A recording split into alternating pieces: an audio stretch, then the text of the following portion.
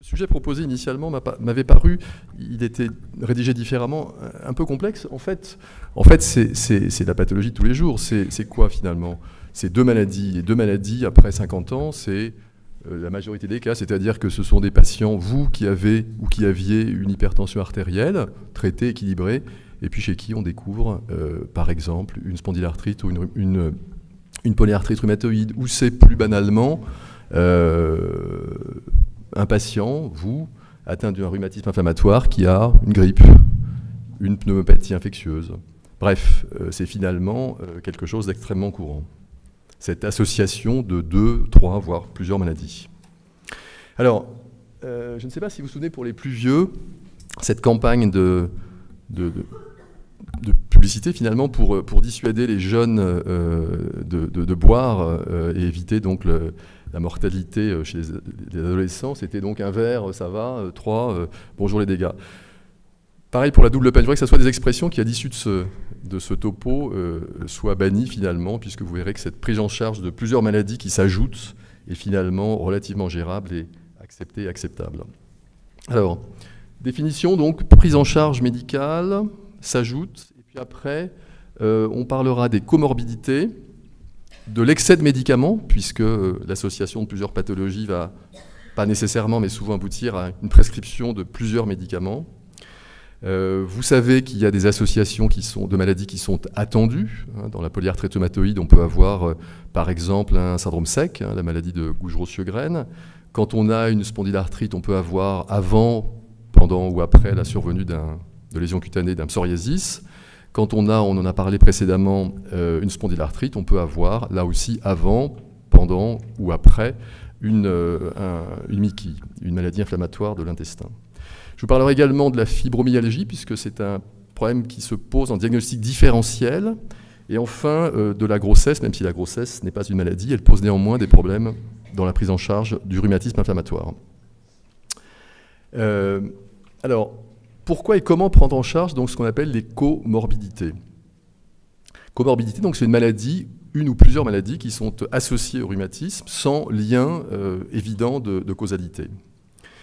Il est clair qu'au cours des rhumatismes inflammatoires, alors bon, je parlerai moi essentiellement, contrairement à la conférence précédente, des rhumatismes plus que des MICI, il est bien sûr indispensable de s'intéresser essentiellement aux patients plus qu'exclusivement à la maladie. C'est-à-dire qu'on va bien sûr être intéressé par les critères de diagnostic, par les critères d'évaluation, d'évolutivité, mais ça ne sera bien sûr pas suffisant. C'est nécessaire, indispensable, mais pas suffisant.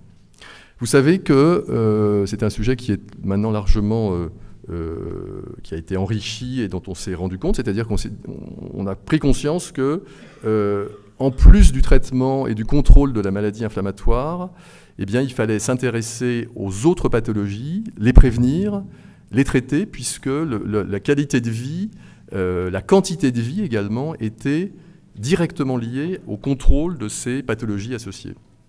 Alors classiquement, donc, au cours de la polyarthrite rhumatoïde et de la spondylarthrite, mais plus de la polyarthrite rhumatoïde, vous le savez, le problème, il est cardiovasculaire, avec le risque d'infarctus du myocarde, le risque d'accident vasculaire cérébral. Il est osseux, avec un risque d'ostéoporose, pas nécessairement lié au traitement. On sait que la polyarthrite rhumatoïde, la spondylarthrite ankylosante, indépendamment des traitements, notamment la corticothérapie, est associée à un risque d'ostéoporose plus important, toutes choses égales par ailleurs, que dans la population générale. Le problème est des infections, bien entendu. Là aussi, indépendamment des traitements et bien sûr favorisé par les traitements, le risque des infections est majeur et doit être prévenu. On le verra après. Les troubles du sommeil et la maladie anxio-dépressive est également fréquemment associée, est également à dépister et à traiter de façon recherchée de façon systématique.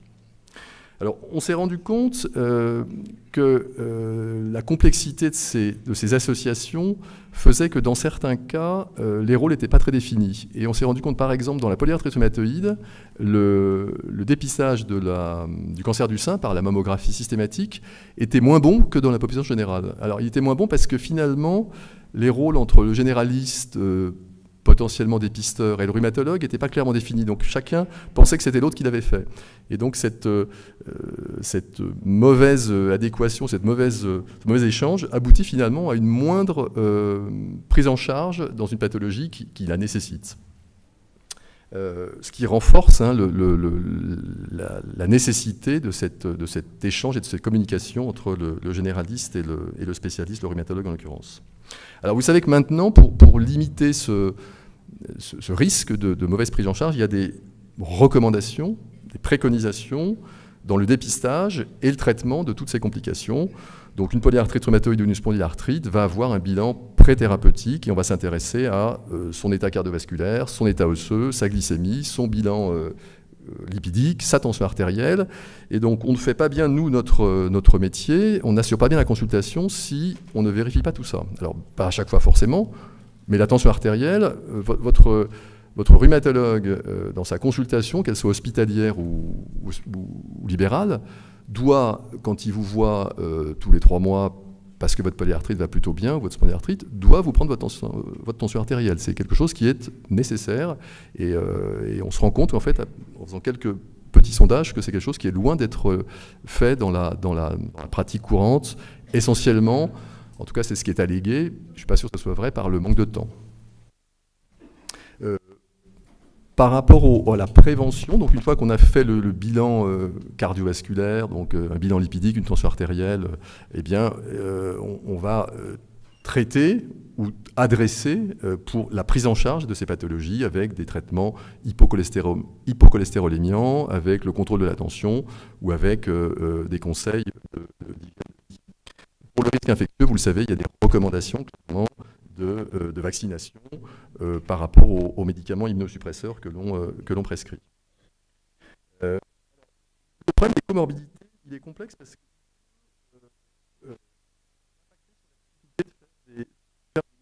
par exemple, ces tableaux douloureux chroniques peuvent donner change à un rhumatisme inflammatoire et vice-versa. On dit, on peut mélanger, s'associer. Donc, il est important d'essayer de faire la part des choses en comprenant bien et en distinguant, même si ça peut être intriqué, une polyarthrite qui va débuter avec peu de synovites, d'une fibromyalgie franche. Il y a des critères et ça peut en pratique courante, ça peut se différencier, même si c'est parfois complexe. Ces comorbidités sont à prendre en compte car elles peuvent interférer avec le traitement. Par exemple, la découverte d'une infection ou d'un cancer différait bien entendu la mise en place d'une biothérapie s'il y a une indication à ce traitement. Une pathologie, une obésité morbide va pouvoir diminuer l'efficacité de certains traitements, des biothérapies. On sait qu'il faut donner une posologie supérieure et tenir compte de la masse corporelle chez les patients obèses. Et on s'est rendu compte qu'il y avait une moins bonne réponse aux biothérapies quand on était en surcharge pondérale. Alors, la technique de cette prise en charge des comorbidités n'est pas totalement résolue, il n'y a pas de consensus, donc on fait ce qu'on peut, on fait pour le mieux. En hospitalisation, la tendance, d'abord des pays anglo-saxons puis en France, c'est de revoir systématiquement tous les X mois les patients suivis pour un rhumatisme inflammatoire et de vérifier que justement tous ces items ont été cochés, ont été traités et ont été prévenus le cas échéant et de revenir, si on a oublié, de s'en préoccuper. Donc de faire une espèce de passage systématique ou de révision systématique sous forme de fichier pour vérifier que ces comorbidités qui impactent fortement le rhumatisme sont correctement prises en charge. En hospitalisation, il y a maintenant, dans la plupart des services hospitaliers, donc une checklist de choses à vérifier. Hein. C'est assez simple. Hein. Donc le cœur, l'os, le diabète, les lipides, les antécédents néoplasiques éventuellement. C'est les principaux items à rechercher. Et donc vous comprenez bien que la discussion et l'échange avec les différents intervenants, elle est capitale. Ce n'est pas le rhumatologue qui va instituer un traitement hypotenseur, ni un traitement hypoglycémiant, donc il doit y avoir un échange par courrier, par téléphone, que sais-je, mais pour que les rôles soient bien définis. C'est-à-dire que voilà, il faut que le rhumatologue fasse le point et après oriente le cas échéant et échange avec les différents spécialistes consultés. Alors, ça c'est un dessin de serre, c'est à propos de trop de médicaments. Trop de médicaments tue le médicament. Vous le savez, hein, quand on a plusieurs pathologies, 2, 3, 4, et qu'on a sur une ordonnance beaucoup de médicaments, forcément, il y en a qui vont passer à la trappe. Et donc il y a ce dessin-là, et il y a ce dessin aussi de Faisan, dont je me souviens, c'était un couple avec une dame qui présentait à son mari un plateau avec plein de boîtes de médicaments, et puis qui lui disait mon cher Jean, entre les médicaments, n'oublie pas de manger. Donc voilà, c'est-à-dire qu'à un moment donné, on est un peu limité quand même par le nombre et la quantité de médicaments. Et vous le savez, il y a eu récemment une enquête qui a montré que pour les seniors, eh bien, alors c'est pas 2%, c'est 20%. Il y a 20% des patients de plus de 65 ans qui prennent en continu, c'était au moins 3 mois dans cette enquête, 7 médicaments. Alors, qui déclarent les prendre. Après, vous savez, hein, là aussi il y a des enquêtes qui montrent qu'entre ce que le médecin prescrit et remet comme ordonnance à son patient et ce qui est effectivement pris, il y a souvent un hiatus. On s'en rend compte aussi à l'hôpital, tout simplement, quand on fait la visite, on se rend compte que assez souvent, on retrouve des médicaments sous le lit du patient, quelle que soit la raison pour laquelle il se retrouve sous le lit du patient. L'adhésion donc au traitement, elle est clairement plus difficile quand il y a plusieurs pathologies et quand il y a des pathologies qui se surajoutent à la pathologie initiale rhumatismale. Le risque des effets secondaires, il est bien sûr corrélé au nombre de médicaments.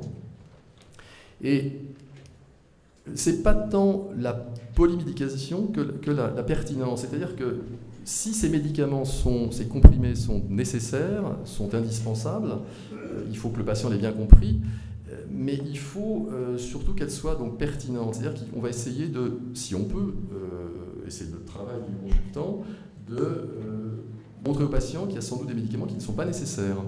Donc éviter le mésusage. Et puis peut-être se rendre compte que son hypertension, elle n'est pas assez traitée.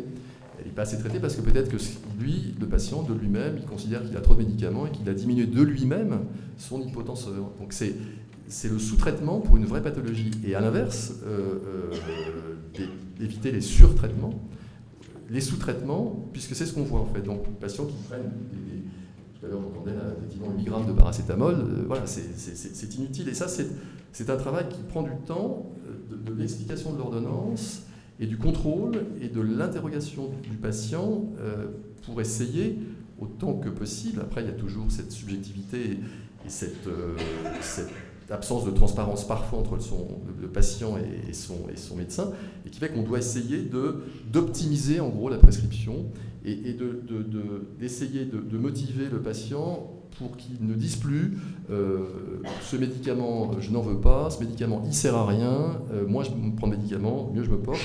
C'est à nous de montrer que ce médicament il est nécessaire et de faire une espèce d'établir un ordre de priorité, mais qui va être en collaboration avec lui, parce que le patient peut avoir bien compris les choses, mais pas forcément. Donc c'est à nous de vérifier que voilà, il a compris la stratégie prioritaire et les choses qui le sont moins. Alors ça c'est juste une diapo parce que moi ça me frappe en consultation de plus en plus. Il faut qu'on discute avec vous parce qu'il y a, je sais pas, ça fait, je dirais 5, 6, 7 ans, l'échange est devenu complexe parfois, et alors que la médecine n'a jamais été aussi productive, aussi utile dans la prévention, dans le traitement des maladies, jamais finalement votre méfiance vis-à-vis des médecins et de l'industrie a été aussi forte. Or, il est clair que la confiance que vous nous faites, elle est absolument capitale dans la meilleure prise en charge de votre pathologie chronique. Et c'est à nous, c'est à vous d'essayer de faire pour le mieux pour que cette défiance ne soit pas contre-productive. Alors, elle est liée à plein de choses, hein, vous le savez. Le rééquilibrage de la relation, hein, avant c'était effectivement le mandarin, c'était vous prenez ça, vous ne discutez pas. Donc ça c'est bien sûr absolument, c'est important, mais il ne faut pas que ça soit contre-productif. c'est l'érosion du monopole d'expertise, c'est vous, c'est ces associations où vous apprenez beaucoup de choses et vous êtes capable de nous apporter, nous, beaucoup de choses. Et puis c'est bien sûr, vous savez, les défaillances du système de santé qui font qu'il y a une espèce d'a priori de méfiance dans une prescription dont vous voulez avoir les tenants, les aboutissants, et donc dont on doit, nous, vous expliquer les tenants, les aboutissants. Et donc là encore, avec du temps, donc ce sont des consultations chronophages, mais qui vont être le signe et la preuve que la prise en charge sera optimale. Alors ça, c'est un bouquin qui vient de sortir, que je vous conseille de lire, sur les maladies chroniques. Et donc c'est Grimaldi, c'est un endocrinologue de Pitié, qui est à la retraite maintenant, et il a fait un gros boulot sur le profil, la prise en charge des maladies chroniques, qu'elles soient isolées ou, c'est le sujet d'aujourd'hui, bien sûr associées, et elles sont souvent associées, en tout cas après 60 ans. Et il a défini plusieurs défis, et moi je retiens ici surtout trois de ceux que j'ai mentionnés. L'observance de ce que vous allez... des médicaments qu'on vous prescrit, des médicaments, alors médicaments au sens large, c'est la prise en charge médicale, je parle des médicaments essentiellement, mais c'est le reste. C'est la psychothérapie si elle est nécessaire, c'est la kinésithérapie, c'est les médecines éventuellement alternatives que vous avez décidé. C'est tout ça. Et bien, cette observance va dépendre de façon majeure de la qualité de la relation. Il faut que vous ayez compris, accepté la maladie, le traitement. Et ça peut prendre du temps, et c'est à nous de percevoir si justement l'acceptation a été correcte, a été faite ou pas. Un des grands, je vous ai parlé des comorbidités, c'est quelque chose dont on ne parlait pas il y a quelques années dans les prises en charge des polyarthrites. Eh bien, il y a aussi maintenant ce qu'on appelle la décision médicale partagée. Tout ça est bien sûr intriqué, mais par exemple dans ce qu'on appelle les recommandations, nous on est maintenant... On établit de façon internationale, donc soit américaine, soit européenne, des recommandations. Comment est-ce qu'on prend en charge une polyarthrite correctement en 2017, une spondylarthrite voilà, pour la spondylarthrite, il y a 12 recommandations, par exemple, qui viennent d'être éditées. Et bien, dans un des 12 points, c'est on prend en compte de façon majeure la vie du patient. Donc, on va lui expliquer, pourquoi on donne ce traitement, quel objectif on a, quelles sont les limites, et le patient doit l'avoir compris et accepté. Et c'est dans une recommandation. De la même façon, c'est au même niveau que on commence une biothérapie s'il y a un échec du méthotrexate, par exemple. C'est une recommandation sur 12, c'est la décision médicale partagée. Donc c'est devenu quelque chose de capital et qui est intégré dans les recommandations, entre guillemets, scientifiques des grands organismes, donc le LAR ou l'ACR, donc américaine, européenne. Alors, le défi du médecin, mais bon, c'est pas vous, c'est nous, mais c'est important parce que dans ces maladies chroniques, il faut qu'on soit compétent. Il faut qu'on soit très compétent. Il faut qu'on soit compétent sur le plan médical. Bon, ça, c'est la faculté qui nous l'apprend. C'est quel médicament, c'est être au courant, c'est des nouveautés. Là, c'est quand même... Le problème ne se pose pas. Mais il faut aussi qu'on soit pédagogue et qu'on ait une relation adaptée à chacun des patients. Et puis, il faut qu'on soit en forme psychologique, parce que si on n'est pas en forme psychologique, on ne va pas pouvoir accepter et écouter l'attente, les questions, les angoisses de notre patient avec plusieurs pathologies rhumatismales ou plusieurs pathologies qui sont associées. Et puis, dans les défis aussi qu'il a définis, il y en a un qui m'a paru important, ça recoupe ce que je vous ai dit précédemment, la décision médicale partagée, là, c'est pas entre le patient et le médecin, c'est entre tous les médecins et l'ensemble, dont les associations, des parties prenantes de votre prise en charge. Avec donc les objectifs qui ont été définis, qui doivent être vérifiés, les échanges quand on a l'impression que la confiance se perd. Bref, c'est plus le rhumatologue et son patient, c'est le rhumatologue, son patient et les autres praticiens qui prennent en charge la maladie et le patient. Alors, avant de finir, c'est un problème qui se pose fréquemment, la fibromyalgie, je pense que vous connaissez. En gros, la fibromyalgie, c'est des patients, plus des femmes que des hommes, qui ont des douleurs chroniques, qui sont fatigués, qui sont souvent déprimés, qui sont anxieux, sur lequel, quand on les examine, on ne trouve pas beaucoup d'éléments objectifs, qui ont des examens complémentaires qui sont normaux et qui ont un état de souffrance qui est important. Comme elles ont des symptômes articulaires au début, eh bien, on peut faire un diagnostic éventuellement de polyarthrite qui débuterait ou de spondylarthrite périphérique. On s'est rendu compte que, curieusement, cette fréquence de la fibromyalgie, telle que définie par des critères, était plus importante au cours des rhumatismes inflammatoires tout confondus que dans la population générale. Donc entre 1 et 6% dans la population générale, et plutôt entre 5 et 20% dans l'ensemble des rhumatismes inflammatoires, mais surtout spondylarthrite et polyarthrite rhumatoïde. Alors, il y a plusieurs explications possibles, mais c'est important à prendre en compte, puisque ça va pouvoir poser un diagnostic différentiel et risquer d'entraîner une mauvaise prise en charge. Alors, l'explication, c'est que nos critères diagnostiques, par exemple la sérologie rhumatoïde ou l'antigène HLA-B27 ou l'échographie articulaire, sont des examens qui sont très sensibles et parfois pas tellement spécifiques. Autrement dit, on peut porter à tort un diagnostic de polyarthrite rhumatoïde parce qu'il y aura des douleurs articulaires sans forcément synovite et puis une sérologie rhumatoïde faiblement positive. Et bien à ce moment-là, il ne faut pas que l'on soit trop attentif à cet examen biologique isolé, mais vraiment reprendre en compte l'ensemble du tableau clinique plus que l'examen complémentaire.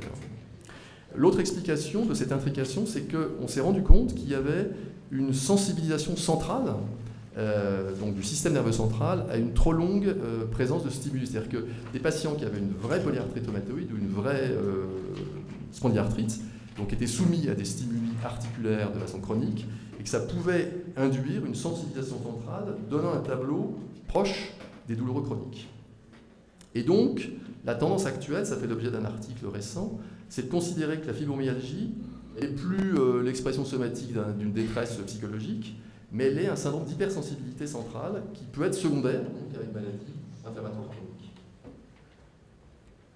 Alors, la grossesse n'est pas une maladie, vous le savez, mais néanmoins, c'est quelque chose qui est souvent à prendre en charge chez les patientes quand elles ont donc une polyarthrite, parce que ça va modifier la donne avant la grossesse, ça va arrêter les traitements, proposer à la patiente éventuellement de différer une grossesse si sa polyarthrite est en grande poussée. Pendant la grossesse, surveiller différemment, on sait que ça peut à la fois améliorer sa symptomatologie, au contraire l'aggraver, donc être présent pour adapter les thérapeutiques. Et puis après, là encore, réévaluer la nécessité de reprendre le traitement ou pas une fois après l'accouchement. Voilà, merci.